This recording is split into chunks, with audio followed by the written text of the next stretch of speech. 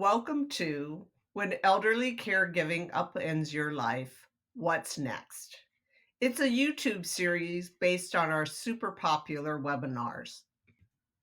Whether you're new to caregiving or deep in the journey, this is the place for you. Also, don't forget to subscribe to our YouTube channel so you can catch the latest episodes when they drop.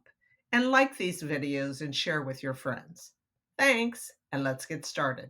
Next, what I wanted to be able to spend some time with, because I want you to be able to have some tools. So one of the things I found afterwards was the Katz Index. So the Katz Index is something that helps you measure your loved one's real ability to complete the activities of daily living. So I know the type is small, so I broke it out here. And so if it's bathing, you would ask yourself and evaluate whether or not they fall more into the first bullet or the second bullet. And based on that, you would assign a point. And at the top of the scale, you see 6 is highly independent, 0 being highly dependent. So this scale does two things. One, it tells you where they actually need help so that you're not guessing on that.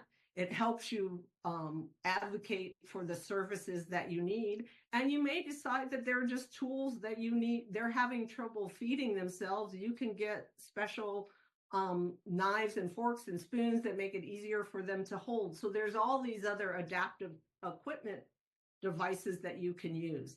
By doing the Katz Index and really looking at how they're doing, you know better what's going on.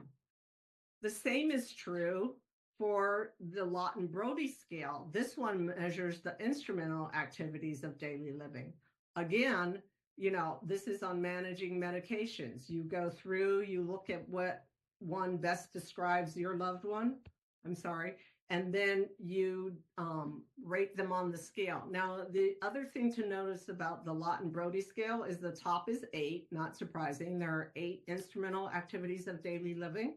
But if your loved one never did that skill, so like they never cooked, they weren't doing the laundry, they weren't paying the bills, then you need to take that off the list. And so maybe their top number is only 7. Or if they didn't cook and do the finances, then their top number is 6. But the point is, you don't have to guess, and you don't have to kind of say, gee, I heard about those activities of daily living, but how do I know how they apply to my loved one? And so that's what these scales are there for. So here's my suggested action plan. Download, you could go to the Gyroscope website. You can download the Katz Index and Lawton-Brody Scale. You can evaluate where your loved one is today on each ADL and IADL to determine their independence. So based on that and what you know about what is going on in their current situation, you can figure out which chapter they're in, the car, the end, the death, the talk, whatever that is. And based on that, then you can dig into the information about that current stage.